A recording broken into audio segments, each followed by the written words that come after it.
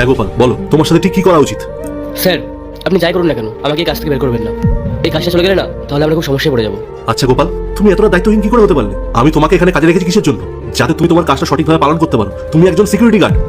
তুমি একবার ভাবো তো, যদি কোনো এমপ্লয়ি এসে আমাকে জিজ্ঞেস করে যে ইন্দু স্যার তুমি এটা কিরকম সিকিউরিটি গার্ড রেখেছো, যে কিনা অফিস আওয়ার্সে গেটের বাইরে বসে নিজের বোনকে এভাবে পড়াশোনা করাচ্ছে, এই কথাগুলো আমাকে শুধু শুনতে হবে শুধু তোমার কারণে। স্যার আমাকে ক্ষমা করে দিন, আমি সত্যি এটা ভেবে রেখেছি। আমি বিগত 8 বছর ধরে এখানে কাজ করি স্যার। আমি খুব সততা আর বিশ্বাসের সাথে কাজ করি, এমনকি আমি আলাদা করে কোনো ছুটিও করিনি। আপনি প্লিজ আমাকে কাজের থেকে বের করে দেবেন না। আচ্ছা আমি সবকিছু ভুলে যাবো, তুমি আগে এটা বলো তো তোমার কোয়ালিফিকেশন কি? স্যার আমি এমবিএ করেছি। ওকে, মার্কস কি ছিল তোমার? স্যার 90+ ছিল স্যার। বাহ, তুমি এত ভালো মার্কস পেয়েছো, তাহলে ভালো জায়গায় কেন জব খোঁজোনি? স্যার আসলে আমাদের বাবা আমাদেরকে ছেড়ে এই পৃথিবী থেকে চলে যাওয়ার পর আমি ছাড়া কেউ ছিল না ইনকাম করার মতো। আমার উপর অনেক চাপ চলে এসেছিল, মায়ের ওষুধ, সংসার, বোনের টিউশন সব কিছু আমার উপরেই চলে এসেছিল।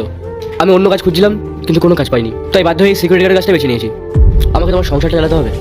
আর জানেন স্যার, আমার অনেক বড় স্বপ্ন ছিল যে পড়াশোনা করে বড় অফিসার হবো, কিন্তু সেটা আর হয়ে ওঠেনি। পরিস্থিতির চাপে হেরে গেলাম। আমার মনের মধ্যে একটা জেদ আছে স্যার, আমি আমার স্বপ্ন পূরণ করতে পারিনি তো কি হয়েছে, কিন্তু আমি আমার এই ছোট বোনের স্বপ্ন ঠিক পূরণ করবো। আমি দিন রাত 24 ঘন্টা ডিউটি করি যাতে আমার বোনটা একটু ভালো করে পড়াশোনা করতে পারে। আমি আমার সবটা যদি আমার বোনকে একদিন বড় অফিসার বানাতে চাই। আচ্ছা, আজকের জন্য নয় তোমায় আমি ক্ষমা করে দিলাম, কিন্তু তুমি যে এতদিন ধরে আমাকে সব লুকিয়ে গেছো যে তুমি একটা ভালো স্টুডেন্ট, তোমার এত ভালো কোয়ালিফিকেশন, তার বেলা তুমি এগুলো আমাকে না জানিয়ে আমার সাথে বিশ্বাসঘাতকতা করেছো, তার শাস্তি তো তোমায় পেতেই হবে। স্যার আপনি প্লিজ আমার দাদাকে ক্ষমা করে দিন। আমি জানি ও একটা ভুল করে ফেলেছে, কিন্তু আমি কথা দিচ্ছি যে ও এরকম ভুল আর কখনো করবে না। আপনি দয়া করে ওকে ক্ষমা করে দিন।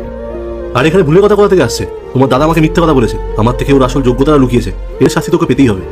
Sir please.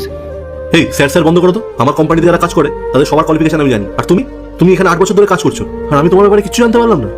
তুমি আমার কাছ থেকে সবটা লুকিয়ে এসছো, তাই আমি কিছুই জানতে পারিনি। আর আমি এটাও জানতাম না যে তোমার লাইফে এতটা স্ট্রাগল চলছে। ছাড়ো এসব, তুমি এক কাজ করো, এ নাও এখানে কিছু টাকা আছে, এই টাকাগুলো রাখো, তোমার বোনের পড়াশোনার জন্য কাজে দেবে। মানে স্যার আমি বুঝলাম না। আমি এই টাকাগুলো তোমার বোনের পড়াশোনার জন্য দিচ্ছি। আর শোনো, আজকের পর থেকে তোমার বোনের পড়াশোনার জন্য যতই টাকা লাগুক না কেন, তোমার এই স্যার তোমাকে টাকা দেবে। নাও টাকাটা নাও, আরে টাকাগুলো রাখো, নাও। এত ভালো একটা কোয়ালিফাইড ছেলে আমার কোম্পানিতে সিকিউরিটি গার্ডের কাজ করছে, এটা আমার একদমই ভালো লাগছে না। তুমি এক কাজ করো, তুমি কাল সম্পূর্ণ রেডি হয়ে আসো, আমি তোমার ইন্টারভিউ নেবো, আর তারপর তোমাকে একটা ভালো প্লেসমেন্ট দেওয়ার ব্যবস্থা করবো। স্যার আপনি সত্যি খুব ভালো।